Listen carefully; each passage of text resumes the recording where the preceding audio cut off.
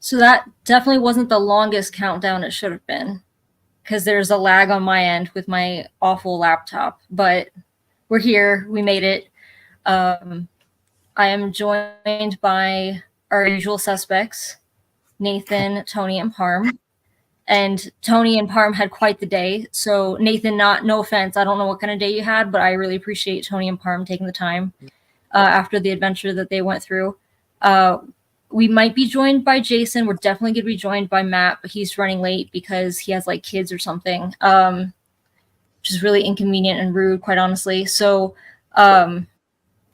without further ado, I just wanted to start off by announcing the obvious. Like, this is a new channel, and we certainly appreciate everyone who found us over here.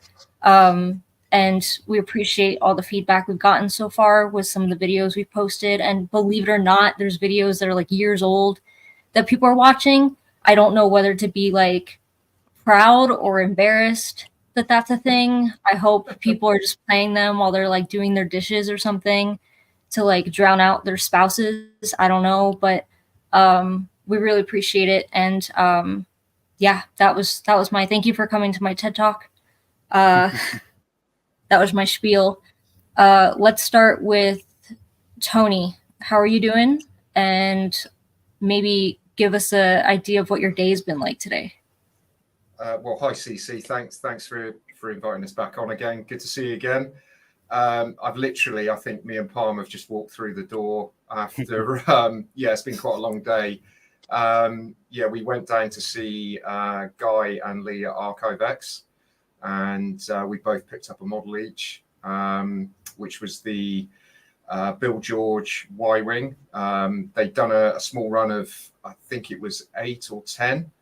And I think Bill George actually received his. So Guy and Lee gifted Bill a model of his own model, if that makes sense.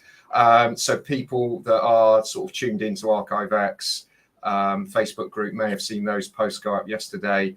Because we live in the UK, we had the opportunity to go down and pick ours up, and just had a wonderful day. I thought I'd be there just a couple of hours chatting. I think we were there 6 or 7 hours talking to Guy and Lee, and they were just just wonderful people.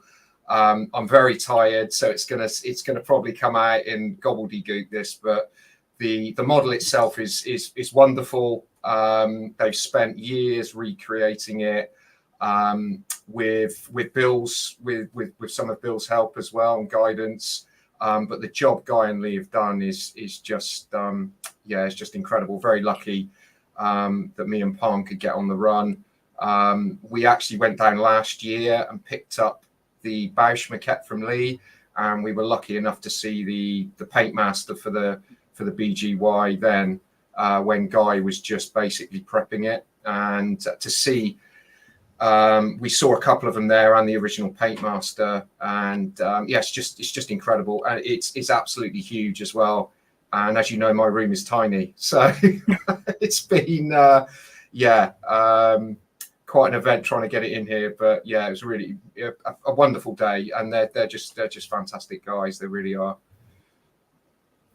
I feel like that's a ploy. That's how they get you. They're like, oh yeah, save on shipping, pick it up yourself, and then you get to see what else they're working on, and you're like, oh crap, okay, I'm gonna need one of those. Yeah, they've got I mean, they've got loads of like finished models. When you go into their little sort of showroom, and we were sort of, we took loads of pictures, but the work they do is really incredible. All these model makers. The time and passion they put into these is just phenomenal. And they were just the hours just flew by. It just felt like we were there for a couple of hours, and then we looked at we got there, I think it was 11 this morning. We left at about 4:30, and then we realized we had a live stream, and I'm across the other side of the country, so probably have broken several traffic violations just to get back for this. But Glad to be on. It's only a crime if someone sees you do it, Tony. I hope you understand. Well, hopefully not. So hopefully not. If there are no witnesses, you're fine. And Parm, I'm sure you'll echo the same sentiment. Yeah, it was a I'm sorry. great day. Obviously seeing Tony as well there, and then you know, Guy and Lee. Their workshop is like a mini ILM, you know, with so many models on display, the stuff that they're working on, which we can't talk about, which is always fun.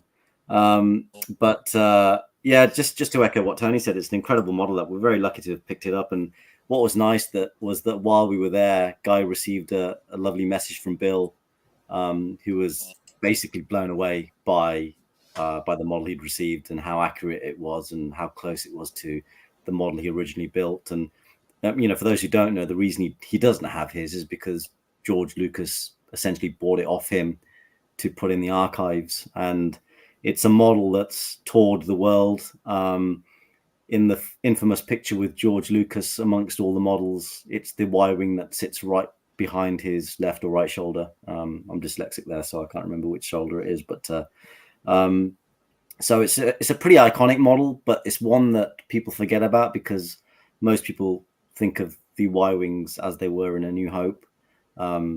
This is significantly different because it's something that Bill George built before he joined ILM, and then took it with him as part of his interview. And Lorne, I think, was the guy that interviewed him, and he was so impressed with the model, he was pretty much hard on the spot.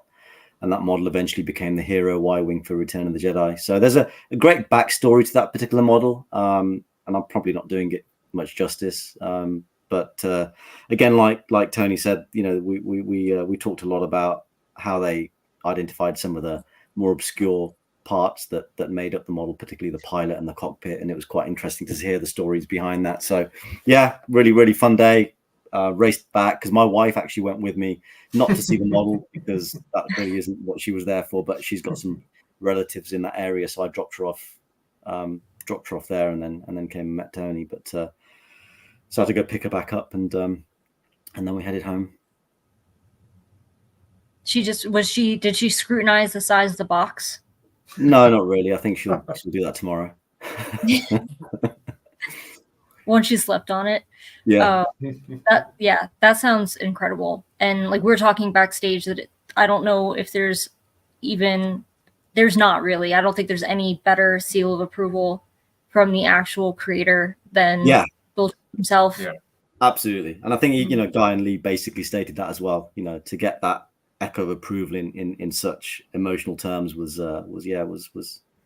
lovely for them. You know, because they spent a lot of effort researching, IDing, and you know, it's been more than 3 years in the making. I think this particular model. Yeah, I think Lee said they started it. I think it was before the first lockdown, so it's probably 4 or 5 years ago. So, and I think once they got I think it was the underside they were struggling with, and then they got the reference for that, and then it was all systems go. But it was just some of the obscure stuff that was on the model. I mean, there's like Star Trek. Bill used like Star Trek transfers decals on the. I think it was from a Rafa Khan model or something. And some of the kit parts are really not strange, but from some very obscure kits. So and the whole story behind it as well it's something that's fascinated me. And then, like Palm said, to see it is the large Y-wing that's behind George in that famous picture that you know, that where with George is in the archives. But it's just they've done an incredible job, and I think they were sending the rest of them out today. So I think there's eight being shipped out, I think, next week. So there's going to be some very, very lucky owners. If any of them are listening, it really is, once you see it in person, it's like anything, pictures don't really do anything justice, but when you see it in real life, and it is huge.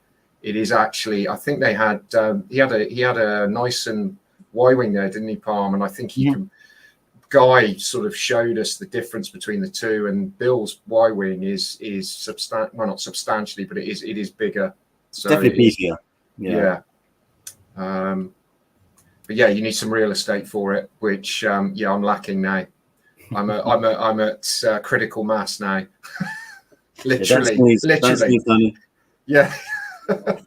I had to crawl into this room just to get on the live stream. So more of those like once in a lifetime opportunities you can't pass up. I don't know if Jason's on if he's expecting one of these, but I love the irony that features Star Trek model parts. That's amazing.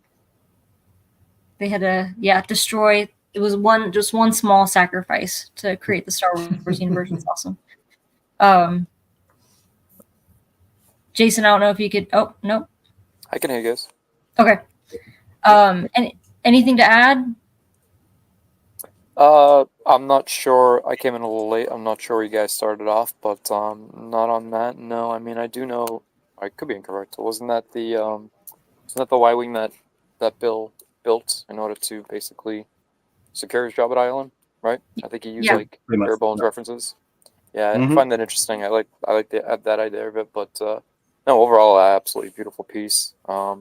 Amazing work, and couldn't think of a better team to go at it than Guy and Lee, with their experience and their overall technical skill. Parm was very bashful in his summary of how that all came to be, but he nailed all the details as far as, because I wasn't aware that he built that to kind of get the job, and then it ended up being the hero. So that's awesome. I think it was like he built it too using like back then like magazine clippings and newspaper images, which that's fascinating. I mean, it's kind of like when people talk about how did they build the pyramids, and today it's like 40 plus years later, and we're still trying to figure out and reverse engineer these things. And doing it from some gritty pictures and references is even more impressive. Very cool. How's everyone doing? I know I had warned the guys ahead of time that I was like, Matt's going to be on late. We need to like cover at least 30 minutes of just like pickups or catching up because I have no agenda for this. So, yeah. I thought you were rocking the Rogue One 6 kit like Nathan. And then I realized it's soccer stuff, football. More importantly, is it Manchester City? Is it? Man United. always Manchester shitty. Sorry I'm late. I had a couple things I had to do, but how's everyone doing? Everyone good? Good.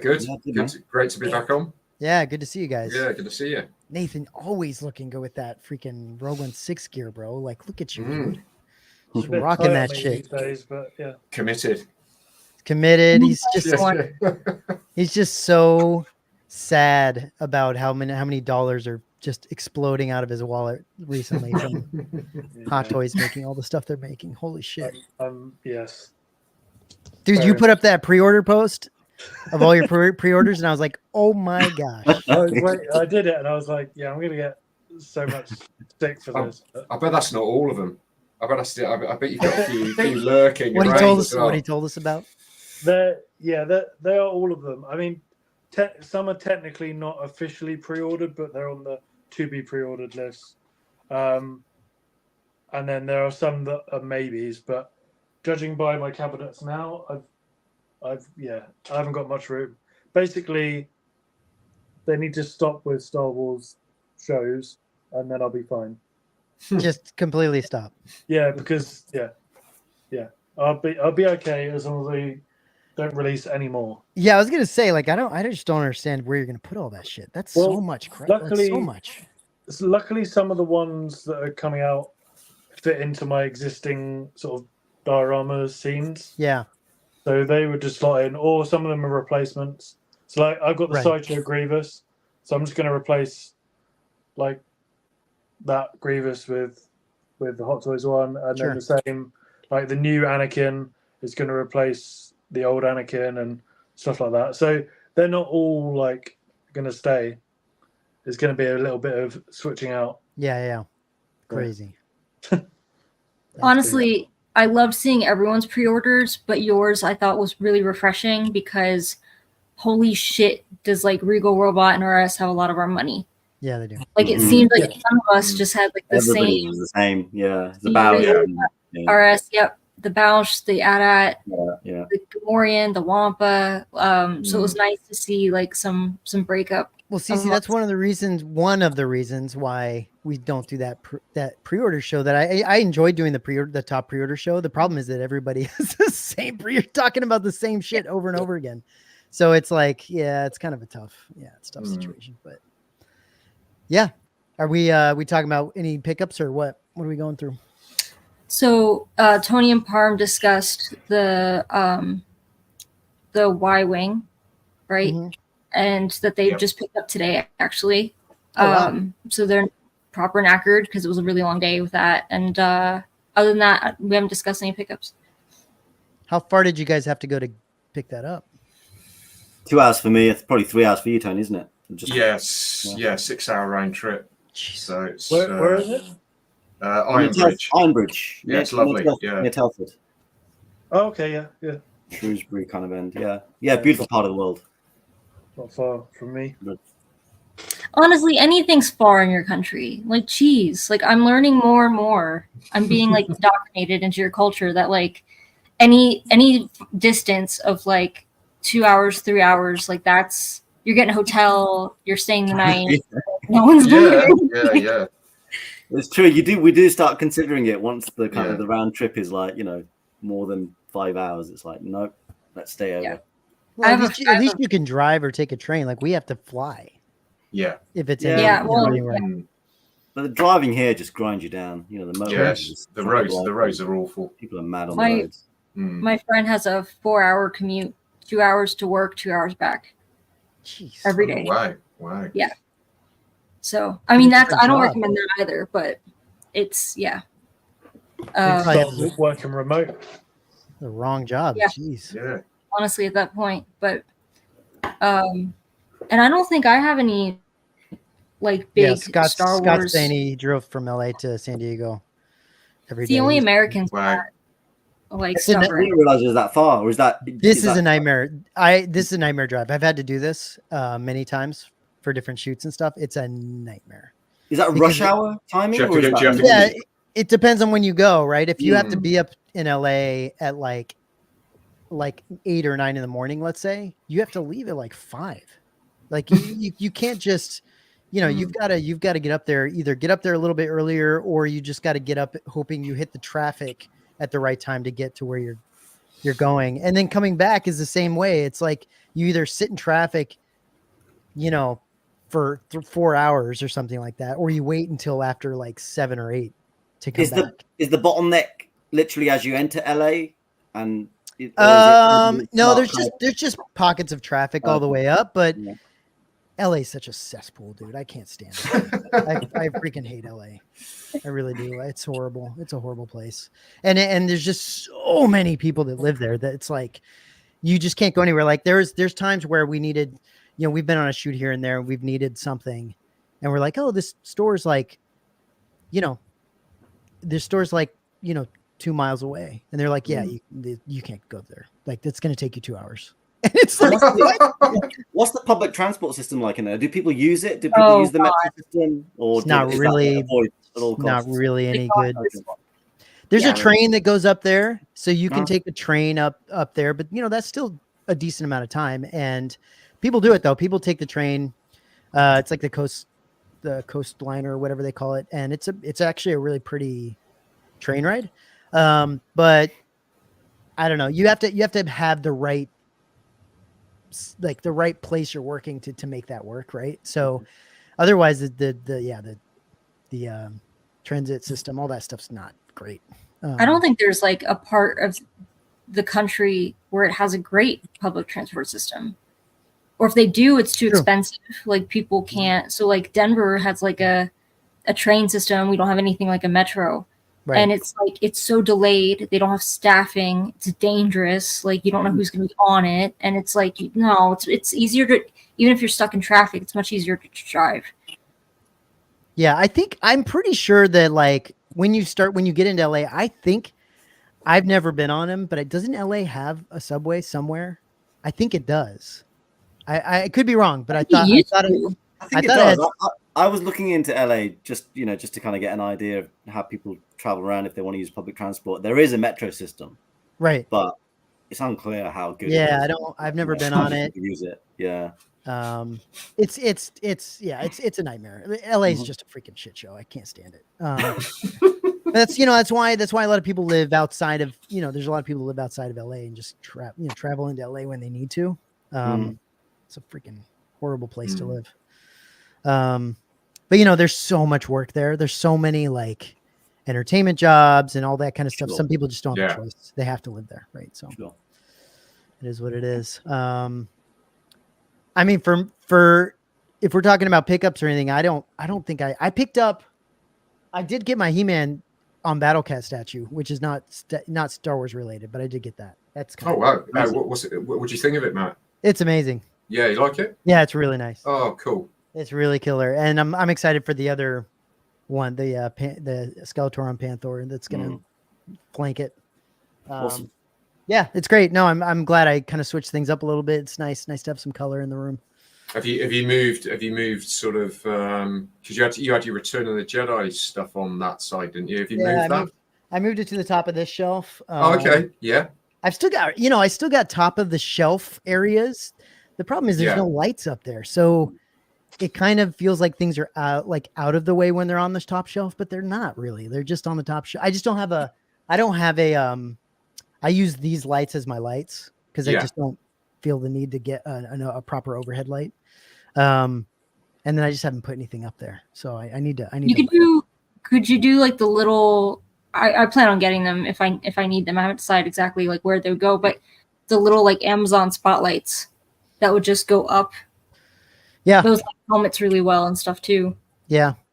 I've seen a lot of like wireless LED stuff that I could throw up there. I just want to make sure that it's not like I don't want to be turning 10 lights on. Like I want to be able to come in and like push, something and then maybe push one other button and then it's all on, so I'd have to figure that out, but I haven't got to that point yet. So, but it's all there. It's all still there. And it's nice to have the Star Wars stuff on one side. I still have my Lego Falcon up on this shelf over here. I just want to kick that thing across the room. It's freaking. Is that full size Gammy still hiding behind there? What's that? Is that full size Gamorrean maquette still hiding behind it? Oh, from Regal. Yeah. That's I think behind a couple of helmets, like on the top shelf, like literally collecting dust, as it should. Is that the Gamorrean fighter? Is it? Yes. Oh, okay. Yeah. Properly collecting dust in my collection. I do not like that thing. I think actually I want to say that's. I could be wrong. I can't remember if Jason bought that from me or not yet, and I just haven't given it to him, or he didn't take it yet. I can't remember. But I'm not a big fan of that thing, so I try to hide it. I do have a couple helmets up here too. I got to figure out how to display the helmets a little bit better, but yeah. So far. At least a few of us are getting some coming in. Yeah. Some point soon. Yeah. Cece, you're still moving that AT-AT, right? I'm going to. Yes. This is not his permanent home with the Batman shit because it's bothering me a bit. But it's gonna go in like my entryway, and I haven't sorted that out yet. Also, the base weighs an incredible amount. I'm just not looking forward to it. Once I figured out, I was trying to put it together incorrectly. I think it'll go back together fine. I'm just not looking forward to moving that base. Yeah. Because I think the base weighs like twice as much as the actual. Yeah, sure. Like AT-AT. I don't. Yeah. That was not. I wish someone would have decided that base needed to be smaller. This was the last Star Wars pickup I got, and I don't think I've gotten anything since. But I got this sketch from. Oh, is that from Andor? Is it? Yes. Mm-hmm. Yes. Cool. He worked on like all the. I don't think he worked on the prequels. He worked on the sequels, Andor, Rogue One. I think I'm forgetting one, but he did design. He designed like BB-8, B2. He designed the Porgs. What else did he do? He did a lot, but yeah, I thought it was really reasonable, and I'm kind of getting like an Andor corner together with a few random props I have I got I haven't opened it yet, but I got the one single stone from Temple of Doom from Indiana Jones because it was in Luthen's like Oh yeah, of course, yeah. Oh, yeah. store. Yeah, I saw that. Mhm. Yeah. I'm gonna put that in the same corner so that like kind of my really, really obscure Andor stuff is all together. That's cool. That's the plan anyway. But yeah, that's not even I don't think I've even gotten a Star Wars poster in a minute, like an art print, which is strange. No? No, not that I could think of. And then coming up, like there's a Dune I want from Matt Ferguson. Mm, I don't know where that's going. hell yeah. No, like I know some that are like in the works or being worked on, but no ETA on like when those are coming. But thank goodness, because I think we're all running out of space at this point. Yeah. shit. Nathan, I like yours. I noticed you have the Phantom Menace by Matt Ferguson. Oh yeah. Yeah, I love it. It's yeah.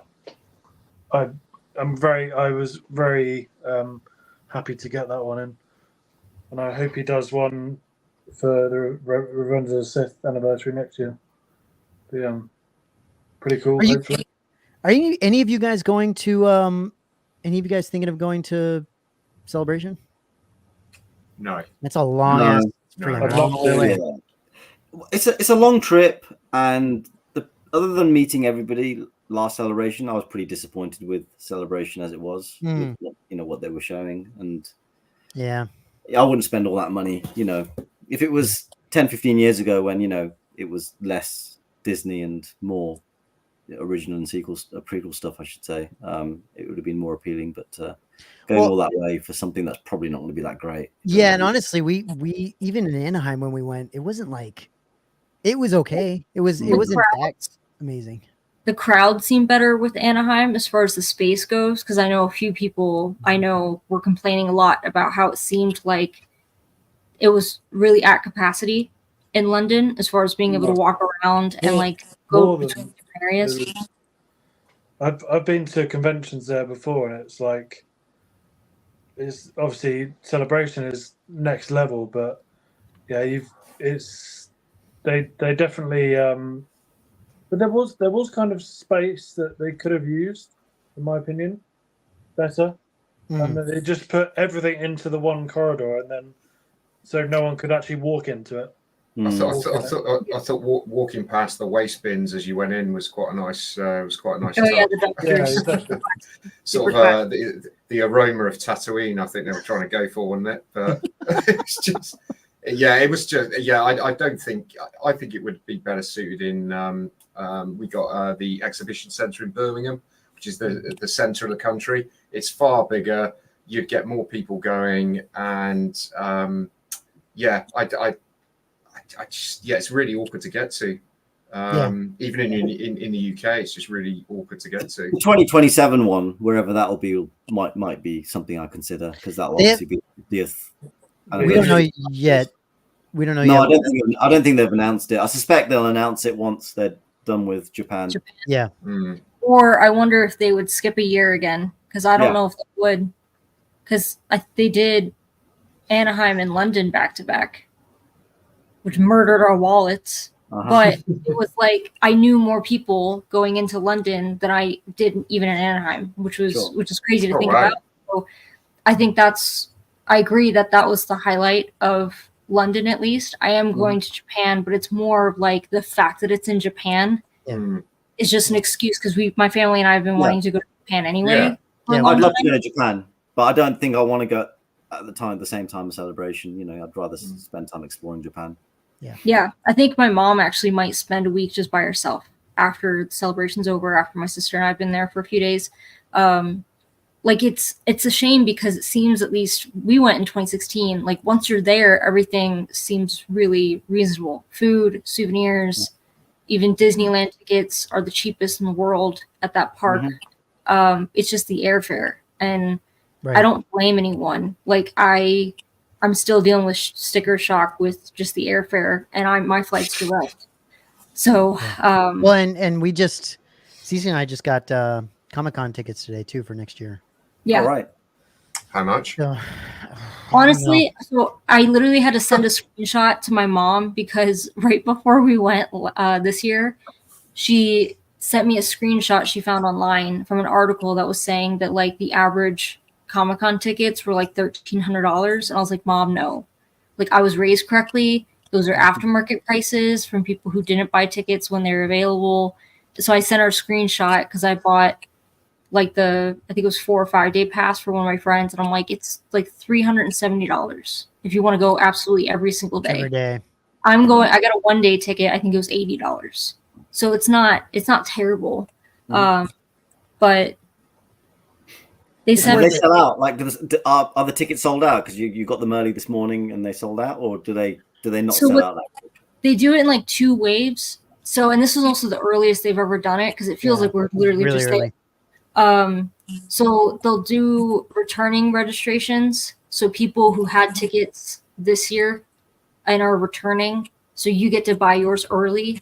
So those, yes, like there are a few days, like it's always, I think Saturday that sells out first, then Friday, then Sunday, or what have you. So those did sell out. I think it took maybe an hour and a half for all of the days to sell out, but the opportunity for everyone, like who isn't in that pre-registration, that's towards the end of October. So there's at least one friend who didn't get tickets because they had already sold out for the days that he wanted. So we're going to work on trying to get tickets when they become available to the public in October. So it's like they do 2 waves. Yeah. One for returning people and then the best idea is to get in a group that is helping everybody buy them together. That's the best way to do it. Yeah. So that you're almost guaranteed to get in. And then, once you actually have your name in, like your name on a badge and you're properly registered, the next years after that, they tend to give preference to the people that are returning, returning people. So like historical status or whatever, that you've done it like X amount of times. And I do think like this was my first year actually buying a ticket for anyone, because I always had people like help and buy my tickets for me. But they make it super easy, almost like they understand. So I just had to literally give like my friend's last name and the ID number that they use for their like a login for their account. Not even passwords or anything were exchanged. No date of births were exchanged. And I was able to buy for 3 friends. So it's either you buy one for yourself and 2 other people, or you could buy for 3 other people. Oh, cool. It's crazy. Yeah. It's crazy how they do it. Do they do the equivalent of the Jedi Master access badge, which gives you access to pretty much everything? Like, do they do the same thing at San Diego, or is that just a Star Wars celebration? No, I think you can get the early, the like 4-day pass, and then you can get the preview night. So you can go ahead of everybody to get the preview night. Right. Which, it's not as big of a deal as it used to be. It used to be that anybody that went the preview night was going to see what Hot Toys was out at the Sideshow booth, what Sideshow was coming out with, all this stuff, and taking pictures. And now they're not there. So like you don't get that now the preview night is, I don't even know. Can you get exclusives at preview night, CC? I can't remember if they actually sell. Some companies, like at least I keep track of art prints. Like some companies were doing art prints and stuff where they're releasing them first on preview night. But I honestly think the only incentive to do preview night would be there's less crowds, because it's a Wednesday night. It's not open all day. It's literally just the night. I think it's only a few hours. It's not that much more, but the thing with preview night is you can only get preview night if you're getting all other days. Right. So it's the hard hitting nerds, as we talked about today, who want to do absolutely everything. But as far as like VIP and those kind of like different kind of badges, I think that's like invite only. I've never heard of anyone getting like a VIP. Yeah. Technically, CC, I think we could probably apply for press badges, because I think we could do that. We just don't. Well, not now, but no, right. With this channel, maybe, because I know like Mike Costa, I think he qualified for a press badge. Just saying, like, you have a YouTube channel, you have a Facebook group, you do blogging, you do like news, merchandise news, so that it justifies like a free ticket in, basically. Which is cool. Yeah. But yeah, no, I mean, it's anyway. I was just wondering, because I know that there's a lot of that going on right now, buying tickets for Comic-Con, and then people getting ready for for Japan and stuff. So it's exciting. It's cool. Let's move on to talking some of these collectibles here. I've got several things up first. Real quick, wanted to chat about this. Are you guys what do you guys think about Skeleton Crew? Are you guys excited about this? Is it? Yes, I am. Yeah, I think I actually really enjoyed the trailer. I think it's got a Goonies feel to it to me. Yeah, right. So I'm gonna stay, as always, optimistic. I like the trailer. I thought it was good. And yeah, I'm looking forward to it. It's going to be around Christmas as well. So yeah, I'm looking forward to it. I think it looks like they spent some money on it as well. I love some of the character designs, some of the smugglers in it. Yeah, I think it just looks good. Yeah, it looks good.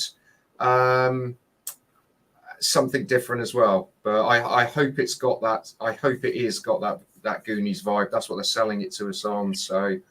I mean, it seems to. It seems to have that vibe to it. I don't know, man. I'm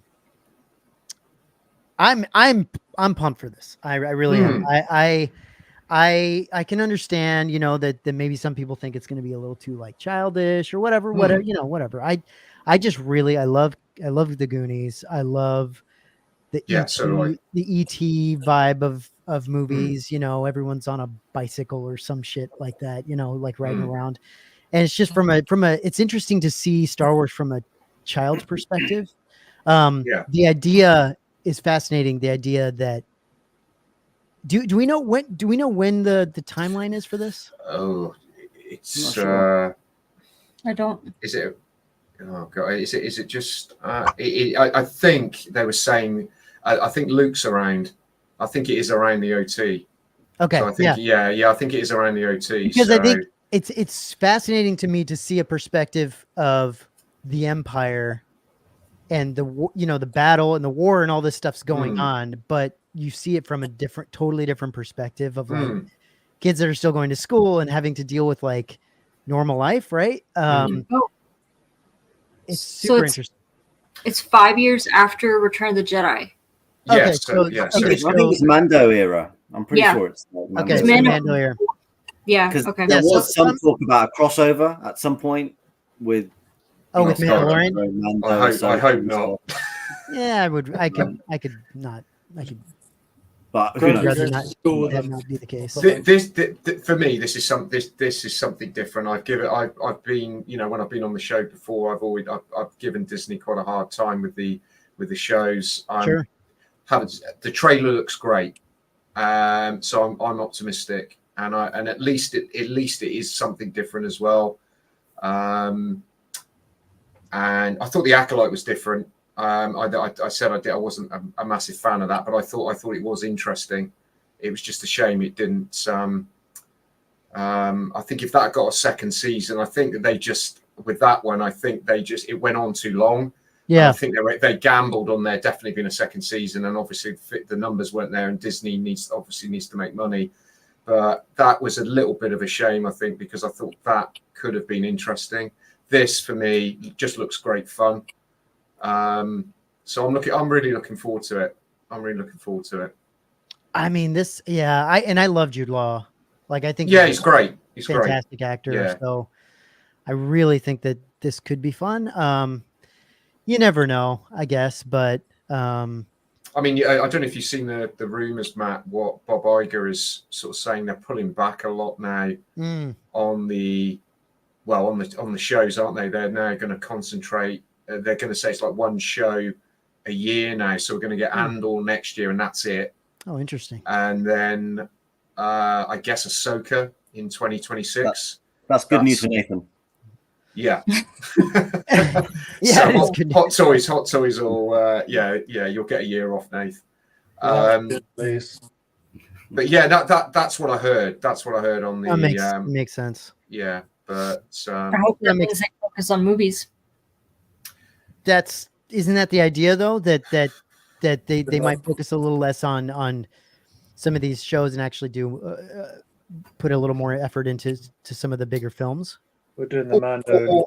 Or they just, you know, I'd be happy with one show a year, but if it was like 10 episodes and they flushed the characters out a bit more, gave it an hour, 45 minutes, proper 45 minutes, gave us one show and, you know, 10 episodes. Sure. I'd be happy with that. If it was, it's just got to be quality. Just got to be, it does have to be quality. Yeah. I'd be happy with 2. I'd be happy with like one at the one spring and one fall type of thing, and just kind of call it like that. That would be, I think that'd be kind of perfect, so that we at least gives us something to look forward to. One, I mean, if they're coming out with movies, I don't think it matters as much if there's some films to look forward to, but you know, something like this, I kind of think it makes a little more sense to me for that to be 40-minute, 30-minute type of show. Just because I don't know if it's just because there's kids involved and it's like I just kind of think that makes a little more sense. It's aimed at kids. That's the attention span anyway, right? Yeah, right.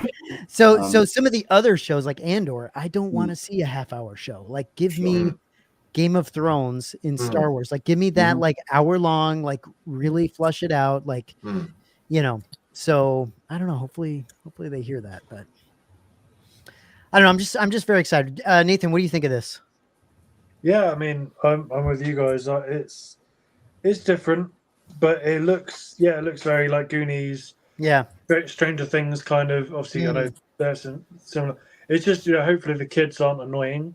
Yeah, you know. No, you're right. And they're good. You know, they're which is possible.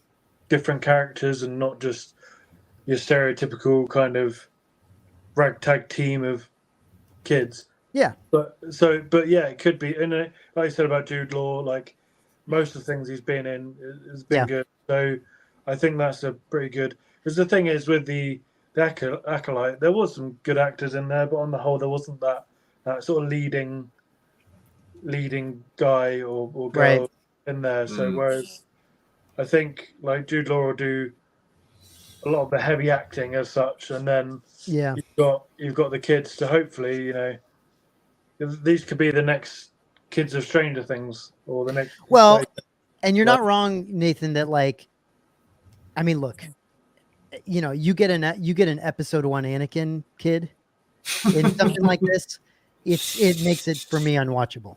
Like, you know what I mean? You cannot make that kind of mistake. And so like, I mean, like like I've said in the exactly in the first like that first you know, episode 1, I have to speed through his parts. I can't stand watching that kid. It's painful, isn't it? It's horribly painful. And so you're right. Kids can kind of kill these things if you're not careful. But then you might get a Goonies situation where it's freaking fantastic, or Stranger Things, right? Like you might get that type of situation going, which would be freaking great.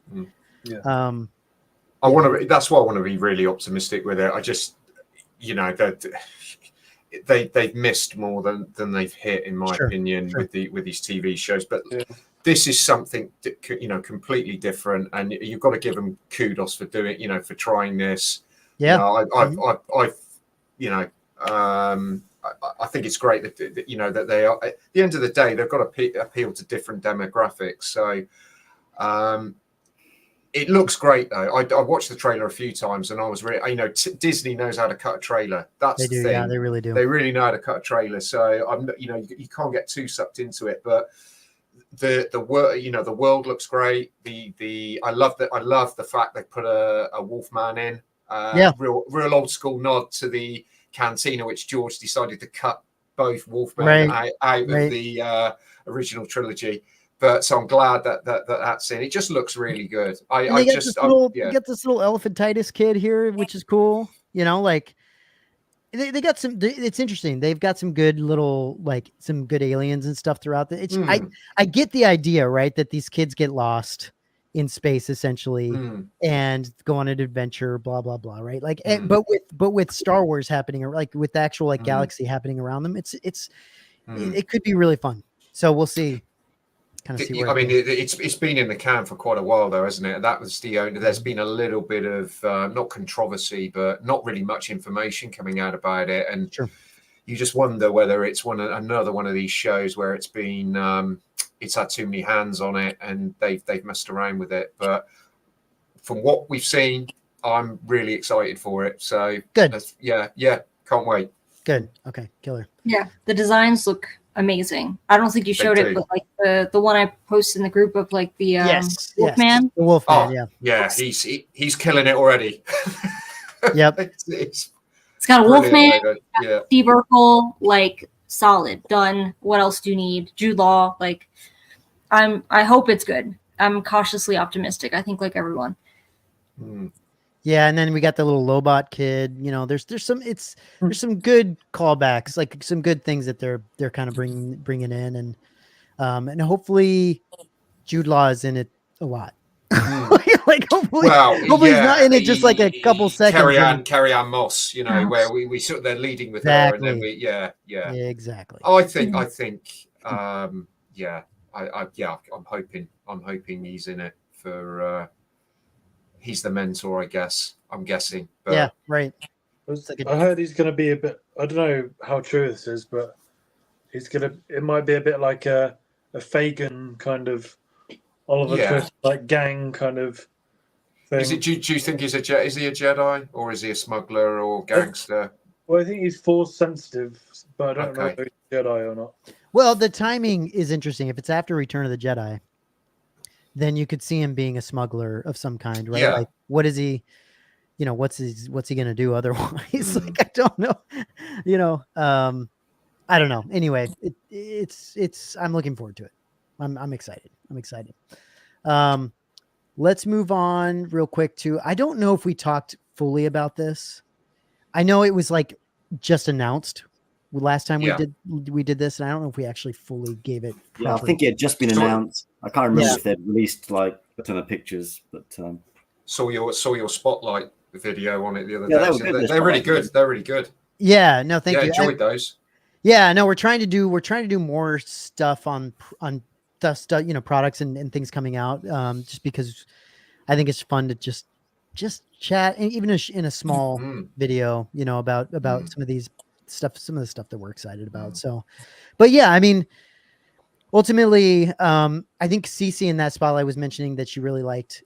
She liked the art, kind of even more so than anything else. I think the art is probably the best that's been done so far out of all the legacy editions. Yeah. Very impressive. Yeah, it's I think he's used the watercolor, isn't he? Yeah. So... Not that the maquette itself is nothing to sneeze at either. Like I was going to say, I think it's I think it's going to be up there with a Rancor. This is a real. I think a lot of people have been after this, and obviously the standing one, which I think they'll make, but I think they'll put some breathing room in between, you know, this one and 65 Phil Tippett signatures, and then they'll do the stand up. They'll do the standing one. I think this looks amazing. This really does look amazing. It really is. It's good. It's a great. There was a lot. I mean, I've got to say that the artwork, when you see it all together, like here, there's not a bad one amongst it, is it? They're not what I would call Phil Tippett loose. I wouldn't want to get the small Gamorrean picture personally, but you know, I think you're right. I think the artwork is much better in this one that I've seen in some of these other ones. I mean, yeah, they look good. The detail on the I mean that bust is pretty I know it's not particularly high, but I think you know, it's pretty sort of the girth on it, if that's a word. Go for it, Tony. It's a deep bust, shall we say. Well, and it's got all that armor on the back, and I think he's actually the they've had, because there's some bits missing off the back which has been chipped off on the archives, and I think they've replicated that as well. So let me find the back. That's quite cool. Back. Yeah, that's quite cool. He's done that. Let me see where it is here. Here. There you go. Yeah. Oh, nice. I didn't even notice. And the deterioration of the pleather on the back as well. So he's imitated that as well. So I think it's 10 out of 10 from Tom and the team again. I think for this one, and it's sold out. It's sold out really, really quick. And I think the signature has only got not that many left. I think I checked on the website a couple of days ago. So yeah, I think it's pretty close. I think he's fairly close in this one to selling out this one, and then I think the other one that they said that's like 80% sold out or 90% sold out is the bib. Yeah. Yeah, that's a great the maquette on that's fantastic. Yeah, really love that one. This is amazing. Parm, you picked this up, yeah? Yeah, like we spoke last time, we're kind of invested in this line now. Yeah, so I know. It's hard to pass on these once you've kind of picked up everything that's come before it, particularly in the Return of the Jedi maquette line. I've not picked up, for example, Jar Jar and some of the the non-OT stuff. Okay, but, so you are being a little bit selective. Yeah. I mean, but at one stage, I was almost kind of convincing myself to not go legacy and just pick up, because at the moment I'm not even displaying them with any plaques or frames, just the way I have it at the moment. But it was hard to pass on the legacy, just given how good the sketch was and the low edition size. The FOMO hit a little bit, I guess, but even so, I think it's one of those sketches where you can see where the money went. It's nice. Yeah, it's real. The art is really nice. Yeah, the art is really nice. I think that's kind of, like I said, probably the best art piece I've seen of all the maquettes. It's so close to the what we saw on screen as well, and the pull for me, a lot of these is the fact that Kenner made figures of them. I had the Gamorrean as a kid, and that's a great figure. It still is. If you ever get the vintage figure, Gamorrean Guard, it is the night from back in the 80s. It's still a terrific figure. So he's got a Tom's got us by the old dude, short and curlies. Yeah, he's got you. He's got you so. That grip is so tight. He's sat there laughing, rubbing his hands, going, "Here we go." Yeah, that grip is so tight and so. So just, I mean, he's got you with those purple knuckles. Like, he's really squeezing hard, dude. Like, I've said it. I have said it so many times. I do think this is he's really hit the sweet spot with this line. It's so them as well. Yeah. Nobody else would do it. Well, I don't think they can really, because the access to the archives. So, and this is what they do best, isn't it? Creatures. So. Yeah. It's I was listening to you on the when you did your short video on this, just saying how far are they gonna go with this? Lots of people, not with me, with just a small space, but lots of people, even with larger spaces, are gonna find this really difficult to display. So cohesively, I don't know. Right. I don't know what the future holds, or how many. You don't know where this line's going, on how long it's going to go for, so it's very difficult. It's going very, very far. Oh, I can imagine. Yeah, I've heard that from the only hope I've got, and I'm praying that he does dive a bit in, and it makes good business sense for him. He drops into the prequels. So they made more maquettes for the prequel. So I think if he starts adding those in and then gives us a breather, old boys. Let's get Nathan in on this one. He's got No. Going down a path I can't follow. Hot Toys Regal Robot Spit Roast. Here we go. I don't think Jason got this either. I could be wrong, but I don't. I didn't get this one. No. Yeah. And obviously we all know I didn't get it. But were you tempted, Matt? Were you tempted? Or were you tempted with this one at all? I was very tempted. I was, but I think Jason and I were both slightly tempted. I know Jason more than I was, but I think it's tough. Once you haven't gotten into this line, it's like, what are you going to do? You just start getting into this line like halfway through? That's the tough part. Anybody that comes in at this point and is starting to collect this line, it's fine. Oh, You're screwed. still gonna have plenty. You're still gonna have plenty. But if you decide at some point you want to go backwards Yeah. and pick up the rest, I mean, dude, Yeah. you're spending a lot of money. I'll be honest. The reason why I didn't get it is because I missed it. It dropped and sold out quick, and I didn't realize it sold out 2-3 hours after. And Okay. yeah, it had been gone. Yeah, I know they saw the signature one available, but I do. liked the artwork Yeah. with this one. So I would have been tempted either like with this. I mean, obviously I wanted it for the sketch, but just the maquette itself. This is one of the few that I probably would have gotten the signature had found it and the legacy was already sold out. But I'm also CC. not the collect it all kind of person. CC question. Yeah.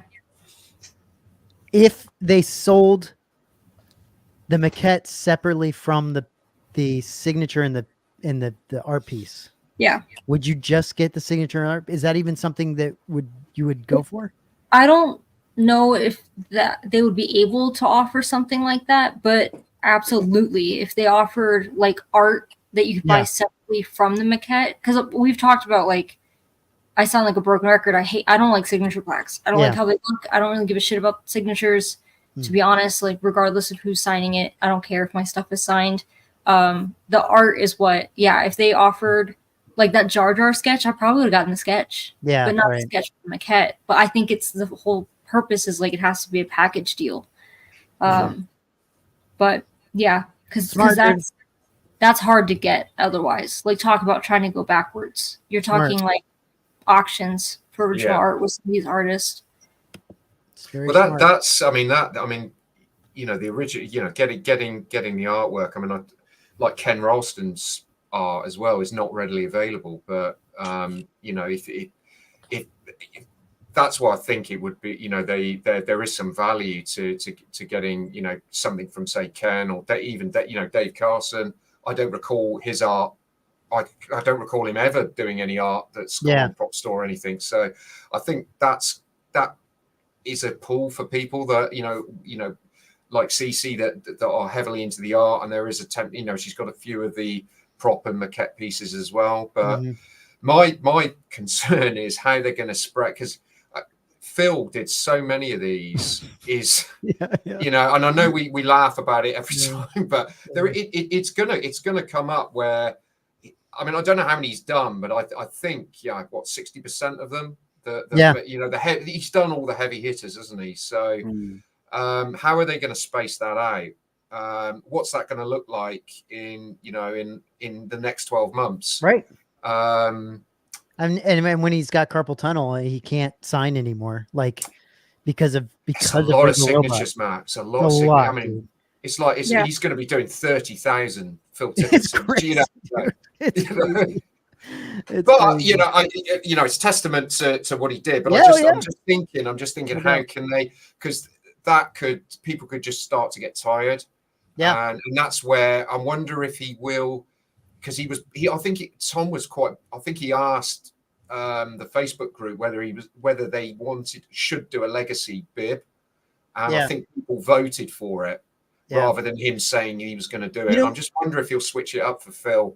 Not keep doing legacy. One of the things, by the way, that I think is cool about this artwork versus some of the other ones is that he's doing like watercolor.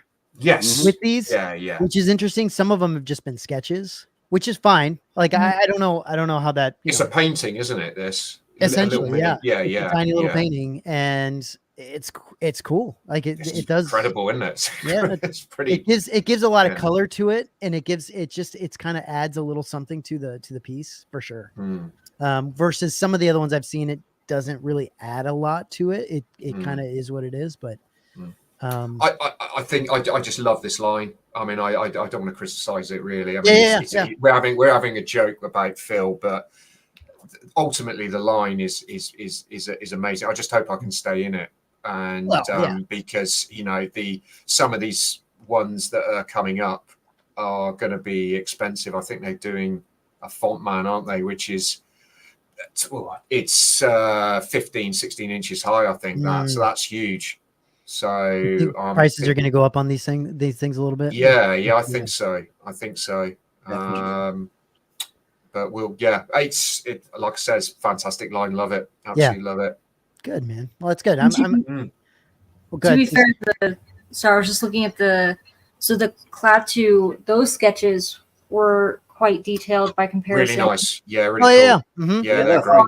Set by Phil Tippett at least, but those were still marker sketches as opposed to paintings. So you're still right that they have more. I just had no connection to that character really. This one. Yeah, I do like the colors of that one though. That's cool. Yeah. Mhm. That's cool. Yeah, killer. That's awesome. And the next one I want to talk about real quick is the Wampa wall bust. We're doing a spotlight on this. I think it comes out next week sometime. But this is also another crazy piece that that they've come out with. I mean, none of you guys are getting this guy, right? No, not at all. I mean, that's. Yeah. Me. Are you gonna get it, Tony? The Wampa is the puppet. Not me. No. Okay. No, Matt. No. Okay. I think what they've done is it's an amazing replica of the special edition Wampa. I personally can't stand the special edition Wampa. Okay. It's not for me. Not for me. I can see why he's done it, and if you got the Tauntaun and you got the space and the funds, yeah, great. But for Tony, me, the Wampa, are you talking about the special edition one? Is that just the half bust, little smaller one? Is that no. The puppet one they did for me. That's the OT Wampa. That was Phil's puppet. That's what sold us on the Wampa. I grew up with the original cut of the film, and then 20 years later they dropped this in. And for me, it just looks exactly what it is to me, a man in a suit. Right. I'm just not a fan of this particular version of the Wampa. Not what they've done. They have replicated it. I've seen pictures, and they've replicated this as he always does perfectly. And if you're into this, it's, I mean, God, you can imagine walking into a room with this staring at you. It's quite a sight, I would imagine. It's crazy. And I think we mentioned, I think in the spotlight where we mentioned too, that like, if you own like a Chewy or anything like that, you know how good Regal Robot is at putting hair on things and just how impressive that kind of work is that they do. And this is going to be that. It's going to be pretty incredible. Absolutely. It's going to be absolutely. Yeah. Those that have the space and real estate to display it for sure. I mean, look at Tom, his little earring. Yeah. It's fantastic. He's there, Wig Kid. I've got you again. I know, right? I can see and it's signed by the guy by Howard Weed, right? Mm-hmm. I mean, yeah, okay. I mean, you can see it's a man in a suit, but I just honestly go back and look at the scene. I think it's completely unnecessary, but it just doesn't. But yeah, look, it is spot on. It is absolutely spot on.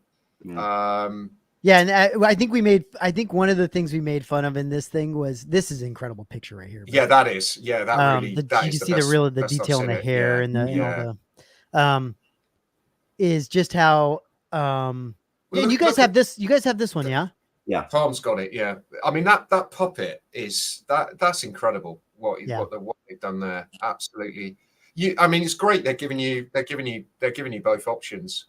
Yeah, it's cool. It's cool. I think the puppet one there might be actually on waitlist. I'm not sure. I know the Legacy sold out, but I think the other one might be on waitlist. But for me, the puppet that's the Wampa. Yeah. But yeah, that does look. I mean, that other shot you just put up there, yeah, that does look good. Crazy, it's crazy. And they really want you to. They want to make sure you know it's 32 inches tall because they. 32 inches, 32 inches tall. Yeah, it's big. It's big. It's real big. So the puppet, the smaller one, the signature is actually still available. Oh, is it? Okay. The Legacy with the sketch is waitlisted. Okay. So, personally, if you were on the fence, I would be getting the puppet. If it's available, I'd be getting the puppet. Yeah. Let me go back to that real quick. You're talking about where is it? This one there. Yeah, that one there. Definitely. Yeah, it's nice. Look, I think you got to have room for, a wall bust. Yeah. The wall bust, you got to have room for it. It's freaking massive. Like, I mean, he's upscaled it as well, so it's in the same scale as the Tauntaun. So it's bigger than the Tauntaun, isn't it? It's wider than the Tauntaun. Yep. So that thing turned up in a coffin. So I don't know what this. Yeah. I mean, shipping, even if I had the room, shipping it to the UK, you'd probably be looking at over 2K easy shipping. Jeez, dude. It'd be cheaper to buy a plane ticket. Yeah. Just get someone to Probably. put it on Yeah. 2 seats next to you or something. But it's sold a lot better than I mean, it's huge and not for every collector for that reason, right? And the price point as well. But I think they said that there's 50 of the signature, and if it did well enough, I think they would do it kind of like the Tauntaun. Yeah, an open-ended run. Yeah. But I makes think sense. at least, Jason, I think last time you had heard they were maybe like halfway sold out. Right now, it's limited stock on the website, so I think they're close to that 50 already. Yeah, I think they're pretty close to nearing sold out on these, surprisingly. And I mentioned That's this during crazy. the short, but I think a few people were under the assumption that there was going to be an open edition, like a non-signature. But I think with this, I think it's going to stop with unlike the Tauntaun or the Chewy, which you can still order if you wanted to. They're still making, I think, with this. Once the 50 is sold, that's it. This is a unique piece, right? It's also very very specific to display and where to display, how to display. Yeah. But I do think years to come, this is going to be one of those pieces that I think would be considered a grill. I think a lot of people are going to be possibly looking for this despite the size of it. Yeah, and Jason, I mean, what Jason's saying, like, it's interesting. It'll be interesting to see how they continue these bigger busts, like what they do in the future. Like I think I mentioned this in the spotlight too, where it's like, look, if they made an Ewok, I'd be be dunzo. Like I don't know how I would keep myself from getting something like that. So they have other things. They have more things that they can make in that size, in that big size. So I don't know. We'll see. It'll be interesting to see where they go from here, but and what else they make in that size. But it's cool, man. They've already got they obviously got the Chewbacca bust, the Chewbacca. They've got this behemoth, the Tauntaun. So they've got some cool. They definitely have some cool pieces. But it is. I mean, it is made for it's probably a small. It's a very small percentage of the market, isn't it? Sure. Really, of course. Yeah. But yeah, no, I'm with you, Matt. Ewok would be. I mean, we've been going on about this for years. I'm sure he's going to do it, but yeah, come on, Tom. I know he's got all come on. He's got all he's got all the pieces like the eyes. Yeah. Come He can on, do man. it. He can make it. Come on, He can make it. That'd be so freaking cool. I have heard that. I think the specific hair requirements for those is tough to make. Oh no, I get it. I'm sure he's gonna. But I would imagine it might. Yeah, there's enough people have sort of garnered interest in that. He must know that. I mean, that would be frightening to try and get, particularly if it was say a Wicket. Yeah, something like that. I think that would be. Yep. A lot of people would be jumping on that. Yep. But I think Jason's right. I think this could be, because it's only 50. If they don't make any more than that, it probably will end up being one of those like Grail pieces. Oh yeah, for sure. But let's real quick. Let's move over to something Nathan can actually talk about, which is great. His pre-order list. I mean, dude, these look really good. Not that I wouldn't expect them to, but we haven't seen a lot from Sideshow 6 scale wise. No. They just don't come out with a lot. So I think them making these figures, and I think it was I think Jason mentioned that these that I think Tom had a hand in designing some or helping them design some of these, or giving them some sort of materials for these or something. Yeah, when we excuse me, when we did the short on this, I just jokingly said to Tom, I said, "Wouldn't these look perfect on the shelf in your office?" And he said, "Oh, as a matter of fact." And as a matter of fact, what he said, I actually contributed to working on these and reference and details, etc. So I mean, I'm not surprised by any means, especially with anything Alien or Cantina related. Right. You know, and there's been other projects in the past. You know, he's worked on the bust of the Cantina band member. He's also worked on a life-size Boba Fett that Sideshow has. So, you know, he's done a few with them, but definitely wasn't surprised to hear that, you know, he had worked on these. But yeah, these actually look quite amazing. And as we said before, like the Greedo, Hammerhead, and Gamorrean were some of Sideshow's best pieces on the early releases and highly sought after, and actually selling and trading for, you know, really decent prices in the secondary Yeah. market, like the 500 range. So seeing these re-released, you know, with more modern technology and detail, I think is key. Yeah, and surprisingly, like, look, I'm not getting back into 6 scale figures, but that said, something like this is interesting. It's Are you interesting. sure, Matt? I'm know pretty you sure. want to. But something like this is tempting because it's such a cool part of Star Wars, and it would be cool to have just some of these Cantina figures in a little display. Mhm. Like, it would actually look great. Nathan, are you getting this whole situation? Well, so I pre-ordered Greedo Okay. mainly because I want to recreate the sort of booth with Han and Right. Greedo, Makes sense. that classic scene. If I had a space for a whole cantina, then or some sort of bar, then I probably would at least buy. I've got the names. The I don't like you. It doesn't like you. Yeah. What are they called? I would go for those two maybe. Yeah, I mean they look really cool. And it's more for me like Greedo. I've kind of had my own Greedo, but it goes for like crazy money, the old one, and it's the like, old one. and going for an old Sideshow figure, it's like, are you gonna get a floppy mess, or is it just gonna be?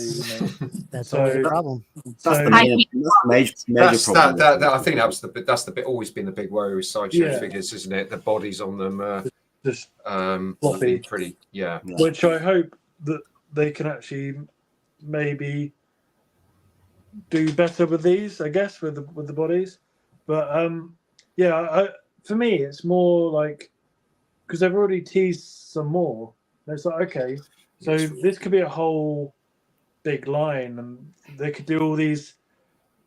There's something that's like, I think you guys touched on it in your short video, but like something that Hot Toys doesn't do is these random. I know, apart from Greedo, I know he's not a side character, but lots of these random like background characters that you see for a split second. Right. Hot Toys are never going to do them. Yeah. You're not going to see Hot Toys do these guys, but Sideshow will, and that's and for me as well. I do my dioramas and stuff, and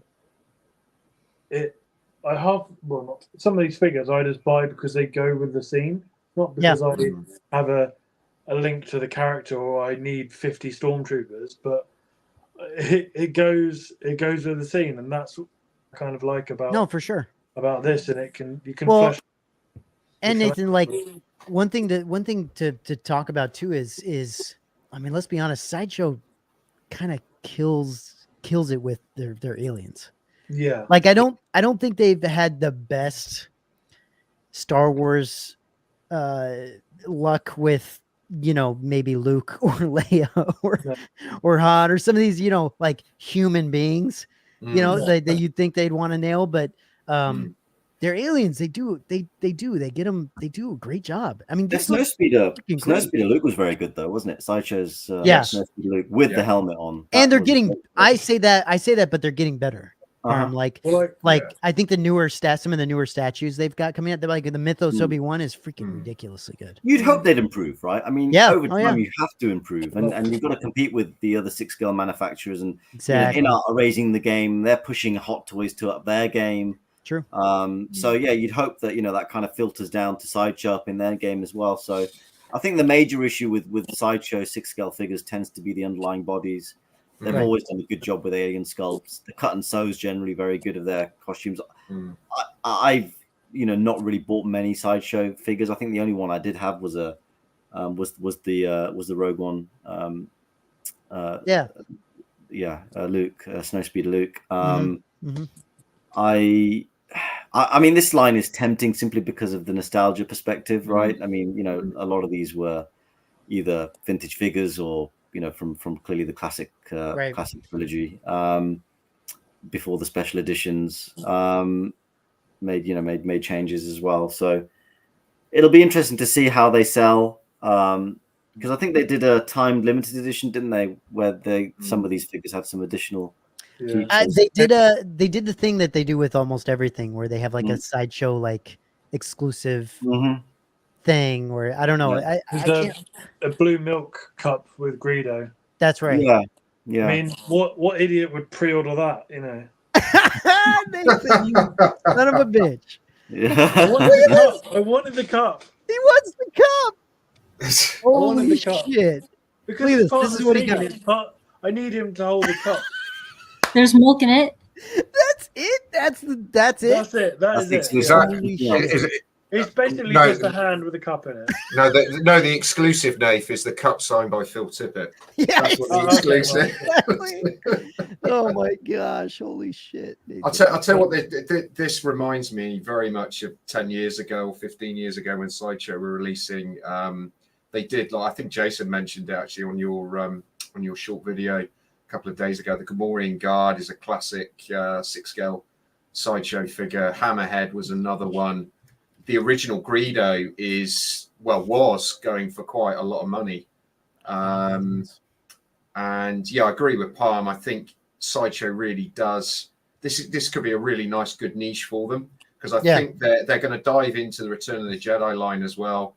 Now I mean, I can't go back into 1/6 scale collecting, but that would be really tempting. I mean, it looks like they're going to redo a Bausch, Bib Fortuna, some of the skiff guards. This and the Garandan or Garindan, however you say it. This is such a cool. I think this one's just gone up, hasn't it, for pre-order? Yeah, this one. This is the latest one that just went up. Yeah, this looks great. This looks great. It looks great. I mean, all of these look great. Like all of these are the one they don't have up. The ones they don't have up yet, at least as of now, is the pig face dude, and then the devil guy, whatever they're.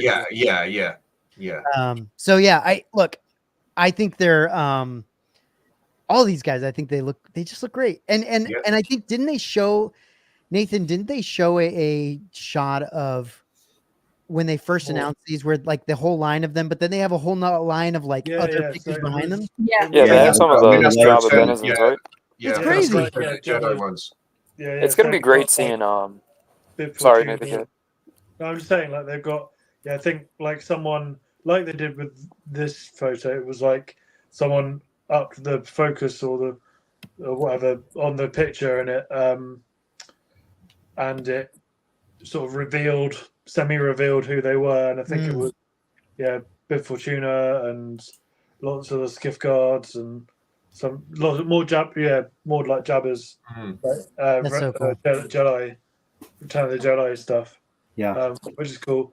But they could they could do all the style. They could go prequel aliens, random dinosaur Jedi guy in Geonosis. They could do some.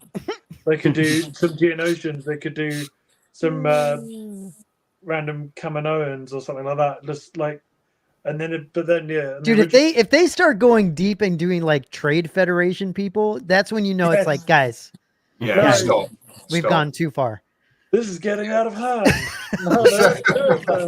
Nathan's getting his second Trade Federation figure. Holy shit! What's great about this line, I think, how people get some, like, you don't have actual like 6-scale collectors, but they get some of the hot toys and they pair them with the helmets. So these would be great. Also with the denizen line with Squid Head and Bausch and such. Yeah, these would be great to not pair with the helmets, but if you have like the vintage carded figure, right, to pair the 6-scale with the vintage figure, I think that'd be a nice look overall. To have like a real detailed, representation of it. I think that would be great for these. For those that aren't like, full 6-scale collectors. This one's definitely tempting because he's just it's a classic, absolutely. Yeah, this guy's amazing looking, and I feel like they knocked this one out of the park. This one would look good as even some figures are just good as standalones. He would display well as a standalone figure. Yeah, I'm tempted by this guy. Sorry. I was just saying, I like this catwalk pose where he's kind of, showing off. Yeah. He's showing off his in Cloak showing off out. what he got Very on his- fashion week. Letting it air out. Yeah. Check Well, this out. I'm tempted by him because I used to have like the 3 3/4 inch figure of him when I was a kid. Yeah. I just have memories of like, because I didn't, although I'd seen the film many times, I didn't know who he was really, and I just turned him into this Sith apprentice because he had a black cloak. Yeah. On. So part of me wants to get him and then give him a lightsaber. Dude, honestly, Nathan, I'm gonna be honest with you right now, dude. That I don't understand why you're not getting all these. Well, no, it's more. I feel like at some point you're gonna be like, why didn't I pick all of these up? Well, no, it's more for like the space and like like I said, if I had a free shelf to do like a canteen, because I've got A New Hope, Luke and Obi-Wan. What's above the Detofs? What have you got above the Detofs? Well, there's not room for more. That's Lego and stuff. Oh, that can go, surely. Yeah, but there's not enough room for like another 6-scale figure. That's why I raised everything up. There's not room. I'm already I'm already having to imagine where to put my existing pre-orders, let alone and what I need to get rid of to fit them in. But that's becoming less and less because I've got less and less space. So yeah, I kind of like. Yeah, I don't know. It would be quite cool to like make a little half bar of a cantina and then get. They need to do the barman, the guy. And then I can do the bar, and have Luke drinking his blue milk. I just feel Nathan's just self-enabling himself here. We don't have to say anything, do we? Like I don't need these. And then 10 minutes later, well, if I did this, if I moved this. It's so good. You should get the Lego Mos Eisley Cantina set. That actually was decent, I thought. Yes. Yeah, that's really cool. It's a fun set. I think they're retiring it soon, actually. Yeah, so that's a fun set. You get everything. Let me bring up this. CC just sent me this picture real quick. Hold on one second. Great line by Sideshow though. Really well done. It's fantastic. Yeah, really well done. Yeah, like I said, I'm just excited for what else it can. Bring. Oh, for sure. Mm. Let me find it. Where is it? I know I don't want to get into 1/6 either, but if I didn't have a 1/4 Greedo already statue, I'd be super tempted. But to at least get Greedo. I don't know if I'd get more than him. But there's something I have always loved Greedo. Yeah, here it is. Here's the picture. Yeah, that's the Return of the Jedi, isn't it? Behind, well, it looks like it anyway. That's Bib right here. Yeah, squid head on the left hand side. Is that Bausch? I don't know. Is that Bausch? This one? Sure. Yeah, I'm not sure. Well, there's the Mon Calamari over there. Whether that's the Admiral Akbar, it doesn't look like his costume, really, does it? No. But it looks very. There's a Weequay in there, isn't there? I think that's the one next to Bausch and Bib, isn't it? I think there's a Barrage and a Weequay. Yeah. Is that Admiral Akbar? One looks like Akbar. The one all the way to the right, the second one into the right, almost looks like a yak face. I mean, I know it's a stretch, but he's got that weird. Yeah, that one. Yeah. Yeah, I mean, really, it's just cool though. Yeah, it's cool that they're going deep and I mean to see how good all of these guys look that they've already kind of shown you. And like you said, Nathan, we'll see if you don't get this and a leg falls off, right? That's a good question. It's a good question, but like at the same time, if they've figured that out, like these look great, and if they keep going and they go deeper, man, it's gonna be if I'm honest, if Greedo's for me, Greedo's gonna be sitting in his chair, shooting hand second or first, depends on your opinion, and drinking his blue milk. His blue milk. So if his arm falls off, you can just say hand shot his arm off. So, exactly, yeah. Make it canon and just But then there's some of their most recent 6-scale figures are the Clone Wars ones, and going on to, I had to get sent a new Anakin because my Anakin's leg did fall Mm. off. But also they did a Yoda and an Ahsoka, and they look really good. So because they're aliens, whereas the Obi-Wan and Anakin are a bit, soft. So, I think the ones that are at the rear, every one of those is going to be a maquette anyway from Regal Robot. You could end up double dipping here. Scale figure and a maquette. Yeah, I'm just man, these are Great line. Such a great line, dude. Really good. Really good. I mean, I'm really, really excited for Sideshow doing really well lately, aren't they? Last couple of years, I think, are. Their statue, the pricing as well. I'm not sure. I haven't seen the pricing on these figures, but I know the statue pricing's pretty reasonable. So no, they are. They're doing. These are about $270 USD, which is pretty steep for. Yeah. Oh, is it? Well, okay. Yeah. Okay. And that's the problem. Releasing them all in one kind of shot, and it's going to be expensive. Let me bring. I was wanting to bring up this. Hold on one second. Let me see if I can.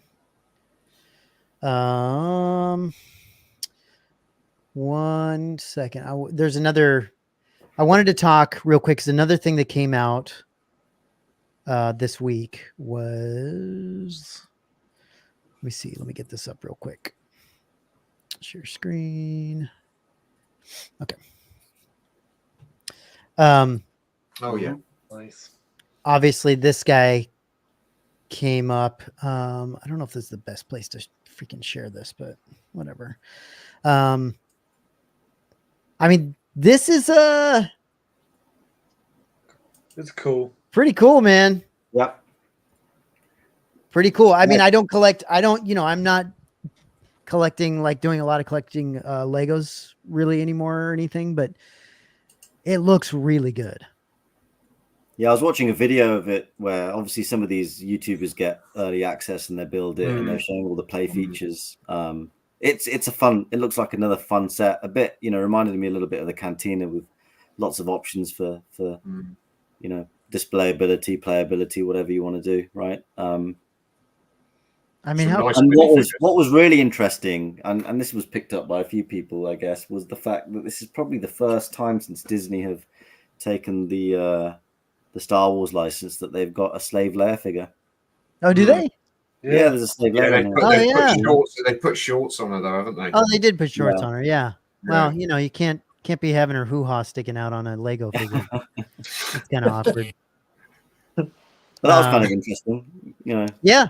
Yes, I guess it's I mean, she's got the top on, and she's got a freaking chain around her neck, right? Chain. Yeah. Disney still won't put her on a poster though. No. Yeah. Nope. Someone tried. It's quite expensive this set though, isn't it? I think people were balking a bit at the price. Or something. Yeah. How much is it? Lego is expensive, full stop. But I think Lego's very expensive. It is what it is. Yeah. And these UCS sets, they still sell out. And you can get you can just get the same version for like $50 off of AliExpress. Oh right, yeah. What they call Lepin instead of Lego, they call Lepin. Yeah, you can, any Star Wars set that's been made by Lego, literally, Matt, you can literally get it in like a generic box. It's the full set, comes with instructions. Get out of here. Yeah, dude, you can get the Falcon. The Falcon has the hangar bay with lights. Dude, it's insane. That's crazy. They call Lepin, and if like let's say like the AT-AT's like what, $500, you get it for like $70. I think I couldn't tell if it was legit, and I don't think it was the spaceport, the hyperdrive spaceport, but someone was selling like the small Darth Vader head, like the helmet Lego. Yeah. It said it was called Dark Vader. And I was like, it looked like the same art box and everything, but it straight up said Dark Vader. And I was like, I don't think that's accurate. So maybe it was one of those bootleg. Maybe a knockoff. There is a lot of knockoff Lego around. Yeah, there is. But this is a nice on display. This looks fun, right? It's nice. It's nice. Yeah. Look, I would love to, look how happy this guy is. Yeah. Look at him. With his turtleneck. With his polo. This white man just building his Legos, Single. 100%. Yeah, look at this. You kidding me? They're like, let's get the most like That's cardboard looking sweater and put it on this guy. I mean, holy shit. But look, you know what's really cool about this set? I was telling Jason this. The little minifigures that you get. They're great. They're They're fantastic. so He's building at cool. the ski lodge. Yeah, Yeah. exactly. He's like, oh, it's brisk outside. I'm gonna go Lego. Yeah. His Also, wife, I assume his wife's in the bedroom packing then. We don't see that. We don't see No, that. his wife's drinking, trying to figure out how What did I marry? What did I marry? Yeah, how she how could she have married someone that builds Legos all the time? We came to this vacation. Our kids are out having fun. This son of a bitch is building a freaking sail barge. Yeah, what a piece of shit. When she told him to pack, it was clothes, not a sail barge, and a striped polar neck. He's like, "Where's your ski jacket?" I was like, "Oh, oh god." Where's... Yeah, but look at these little minifigures though. I mean, They are great. Cool. Yeah, they're great. you got a little Salacious right there, a little R2 with the cups. Now, The Gamorrean guard.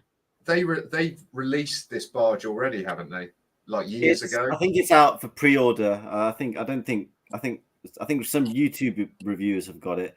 The other thing that they made just recently was the little skiff. Oh yeah, they haven't. With the Yeah, Sarlacc pit. yeah, Because some people were complaining that why this set didn't come with Luke, and I think that's because they want you to buy the little one, which is I think. Well, then that'd be pretty cool. I think That'd make a great diorama. Yeah. What's that? Got to buy it. What's that, Nathan? They've got because like Palm said, like they've got the little skiffs with the Sarlacc pit, and I feel like you've almost got to buy it really, because it will complement. It's like. Yeah. Well, that's got Boba Fett, that's got Luke, that's got Han and Chewie on there. So yeah, basically with that and this, you'd get the whole shebang. Would have been nice. What's also nice about this, I don't know if you've noticed or I don't know if it's been mentioned, but this is minifig scale as well. Okay. And there's not many UCS sets that are minifig scale. No. Oh, no kidding. I think it's just the Falcon, the shuttle. Don't ask me why I know so much about Lego, but yeah, that's interesting. The shuttle, the Falcon. Go on. The Slave One, and this. They're the only ones that are minifig. I want to know where you got that turtleneck from. Yeah. That's no shit. C&A. Man at C&A. Yeah, especially because I mean that's like a weathered turtleneck. This thing's like, look at that thing, man. There's some texture there. Yeah, that's. That reminds me of the one at the Mon Calmet I was wore. going to say it's screen accurate. Oh my gosh, this freaking son of a bitch! What a piece of shit. I wish I this was at thing is. Yuma in the desert, but no, I'm sat here in my sweat. Oh my gosh, too cold to go outside. I'm gonna build this barge. What a piece of shit. Do you think question, do you think like once you get all this thing together, does like all these little flaps open up? Yeah, some of them do. Yeah, I think they do. Where you can have like figures inside looking out? Yeah, some of the windows open, yeah. Shouting profanities at everybody to jump in the Sarlacc pit. Yeah, that's cool. That's cool. It's pretty big, that as well. I think is it 30 something inches long? It's pretty big. Yeah, I 30. think it's like that. Yeah. Yeah, this is 30. Was the Razor Crest a minifig scale? Well, minifig perhaps, scale? but I'm an OT guy, so Yeah, I hear you. But the Venator, which is definitely not OT, but that's definitely not minifig scale because that would be it's big enough anyway, but it's about I don't know. Yeah, that's huge. What? That Venator is huge. That's one I've been tempted by. Yeah. That's a coffee. Where's table. that going? I was going to say, where's that going? Well, I'd have to buy a new coffee table for it to sit on. Do what you gotta do, Nathan. Yeah. Well, I've got a glass one, but it hasn't got it's a rounded like curved bottom. See if they do it. See if they'll do a 2-for-1. You can get the Cantina bar on the second one. And get those. Damn. The other Why cool have you thing got about such a that big coffee particular table? Lego set, the sail barge is the I think if you kind of pre-order, you get the Luke's lightsaber. Yeah. in Oh, Lego. no kidding. Yeah, But you do- I do think you that's not what they've get- been doing. These releases, if you pre-order, you get these lightsabers, and I think for this one, they're doing the Jedi lightsaber. For Well, Lucas. I only That's pre-order if cool. you get a blue milk cup. So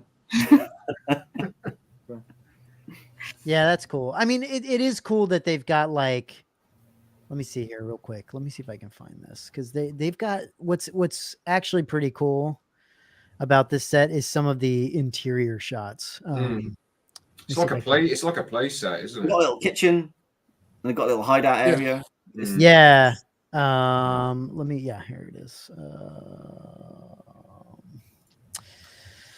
Yeah, I mean, oh, wow, yeah, that's cool. you know, it's got a. It is pretty cool. It's got a full on like. I mean, it's got a piece of chicken in the back, dude. Bib's cooking. I mean, it's like, what is this, fish? He's got fish and chicken and a bone. Probably for the Gamorrean guard. Yeah. There's a trash can. Yeah, there's a Bib- trash can, star trash can. Is Bib wearing a turtleneck on that? Or am I just seeing turtlenecks everywhere? Yeah, I think you're starting to see Yeah, turtle. I'm just seeing things. It could be, yeah, it could be his blue. That could be what he's wearing. It's Bib really was- cool. That is really cool. It's cool. Yeah, it is. It's not canon though. God, 'cause look Bib, at- Bib oh, wasn't dude. there. Yeah, well, It's just Lego need to sort it out. they gotta sort it out. It's really good. It's really good. It's cool. I mean, you got like Jabba with the little Mm. freaking salacious Salacious. behind him. I mean, it's Yeah, pretty it's pretty fun. freaking. Would you, Matt? Do you still buy Lego, or do you like? Do your kids into it or anything, or is No, it? so my, No? you know, I had that big Lego Falcon and I put it underneath our Yeah. you know, in our Coffee little Mm. coffee table. And at some point it got to the point where my kids would knock pieces off and not tell me because they knew how frustrated I got. And like they would like knock pieces off and like hide the pieces because I'd be like, what are you doing? Like, what are you doing? You can't sit and not knock a piece off of this thing. Like, I don't understand why we're watching TV. What the hell are you doing? And so, you know, enough pieces got knocked off of this damn piece of shit that now I don't even want it anymore. Now I'm like, what do I do with this giant Falcon that's like 90% done? Mm. And what am I going to go backwards and try to fix it? Are you joking? Like, that's crazy. I'm going to flip through the pages and try to figure out where this tiny little piece goes or where this hunk goes. Like, I'm not going to do that. So I'm like, I've debated trying to figure out what to do. Jason's like, just put it up on freaking OfferUp or, you know, something. Yeah. Marketplace and get rid of it. Mm. I need to sell it. I just need to get rid of it. Every time I look at it, I feel shame and I feel like I feel a sense of resentment and just, you know, yeah, I think it's one of those things I'm going to look back on in my life and be like, you know, you should have done better. It's freaking frustrating. Every time Matt looks at it, I just picture that like Simpsons meme of like not even Simpsons. It's like some kids show where the guy's got like the cartoon fist that's just like clenched. Yeah, it's so frustrating. Arthur. Or I get- yes, Yeah, I get so mad. I get so mad. But now I'm like, I kind of feel like I've learned my lesson. And honestly, when I put that thing together, it was fun because I did it over like the Christmas break. But it also, if you've ever put together a UCS anything, it's so big. There's so many pieces, and like especially the Falcon, there was like times where Loads of boxes. I would make something, and then I would make the same thing 10 times. Oh. And so I would be like making the same. It was like literally like I was on a factory line, and it was just I was like started to get to be like a job, and I was like, what am I doing? Like, what am I doing with my life? You know, and so I kind of I had some people help me here and there, and I just, you know, I felt like I was wasting their time, and then finally it got put together. stage intervention.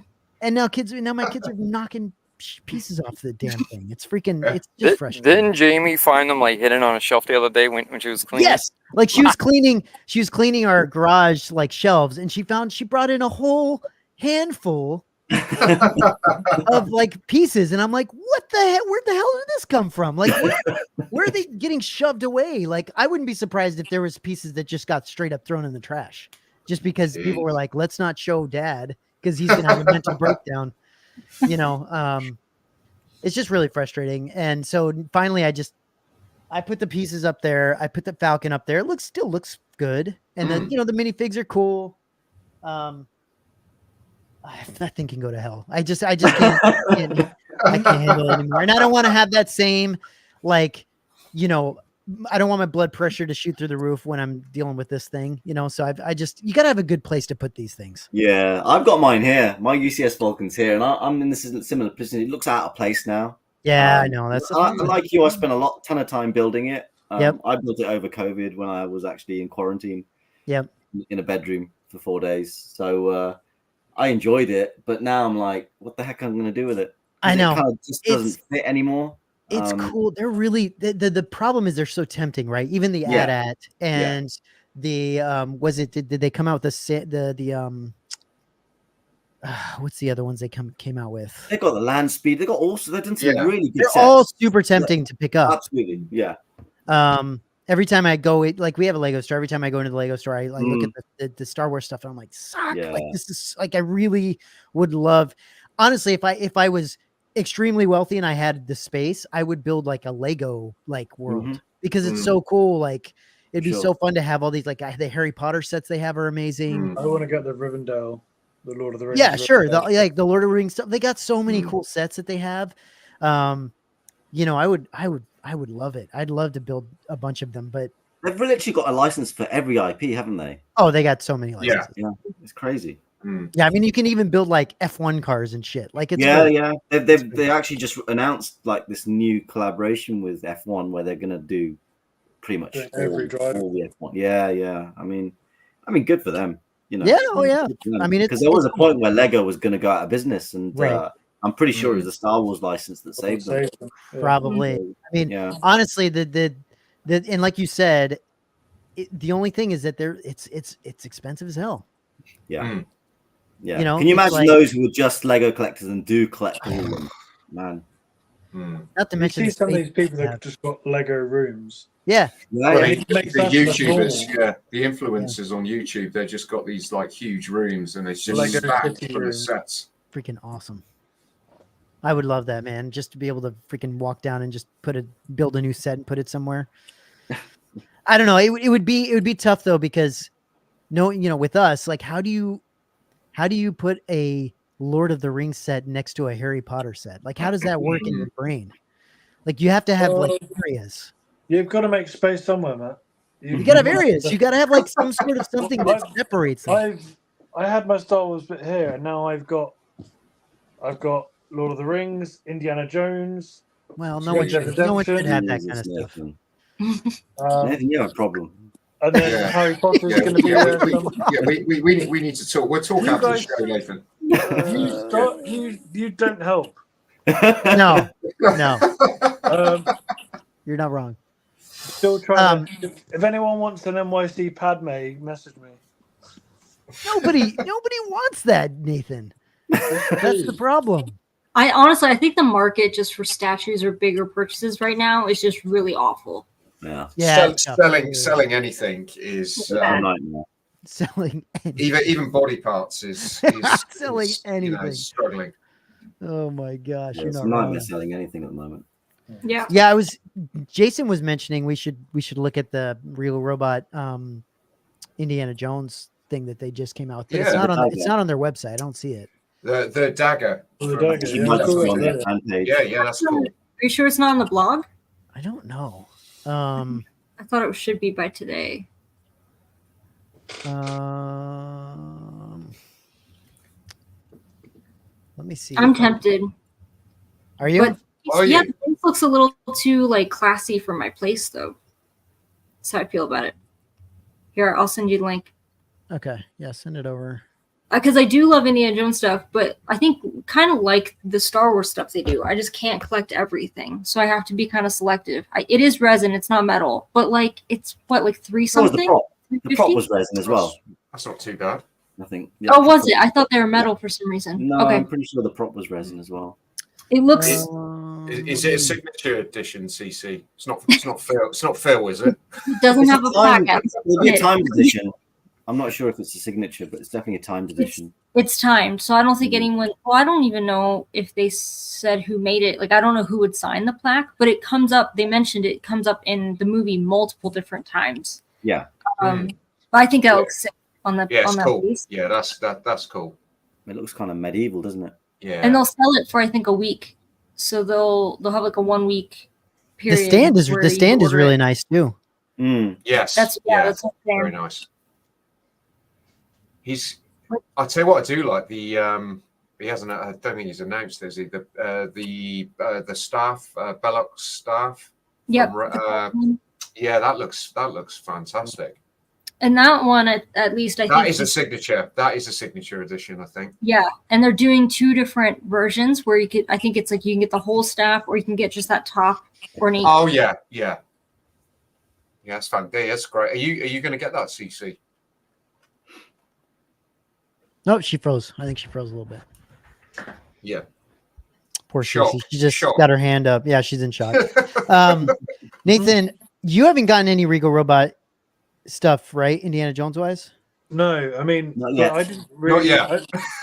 Not yet. I mean, I don't think I'd start with this. If it was like the Golden Idol or something like that, Yeah. maybe. I mean, I did have the Grail Cup, not Regal Robot, but a prop version. A few years I mean, I end up think selling- some of the stuff like the Sankara stones yeah. are sick. The way it looks there, that looks, it's a bit like the maquettes. With It all looks together great. displayed That's a like nice that. That display. looks great. It That looks really, does look really good. Yeah. really good. Definitely. Yeah. If you're an Indiana Jones collector, you've got to be literally like screaming yourself that that Regal Robot are making Indiana Jones stuff, because it's honestly and I don't feel like they've come out with anything that's like overly expensive either, right? No, Like, it's they're doing reasonable, good. isn't it? pretty reasonable. Value. And the Yeah. stuff's gone up in value in terms of Right. the aftermarket. The stuff that's sold out. So yeah, Yeah, it's pretty cool, got a man. nice line here. It's pretty I cool. like the oh god, the one next to the Grail chalice. That one. Yeah. Yeah. I don't even know I what can't that's called. remember it. Yeah, something. I can't remember it. Do you know what that is, Nathan? This thing? Is that the thing he drinks out of in the temple, like with the poison in it? Yeah. Yeah, Oh. it's No, rather not the Grail Cup. The thing that is that what? Yeah, Yeah, the one this next thing. to it. Yeah. Yeah. At the beginning of Temple of Doom in Club Obi-Wan. Yeah. Oh, when he's in the club. Mm. Yeah. Oh yeah, that's it. Yeah. The Eye of the Rochi or something. Oh, I can't remember. Yeah. Oh, I don't know. Don't ask me. But you guys are right that the way this looks, they're doing this. He's doing the same thing.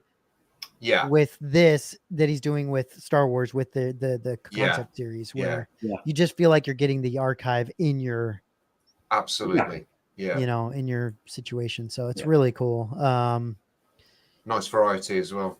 It is. Mm. It is. It's really nice. It's gonna be fascinating, guys, what they end up putting in the Lucasfilm Museum that we can look at. Mm. Yeah, it's Get a bit kind of nervous interesting about because, that. George Lucas, I think, has pretty much stated that it's not just going to be a place for Star Wars, right? It's going to be right. a place for all sorts of art and stuff that he's collected over the years. Sure. Stuff that means a lot to him. And Star Wars is just going to be a part of that museum. I've heard people say that folks might be disappointed. It's only going to be a small. They're going to have like a film section versus a Star Wars section, and the Star Wars section is just going to be a small segment. But it's going to be a lot of like old Americana style art, Norman Rockwell, stuff like that. I mean, they might rotate stuff. Huge I place. suspect they'll rotate stuff to kind of because what you don't want is people just to go once and that's it. Right. True.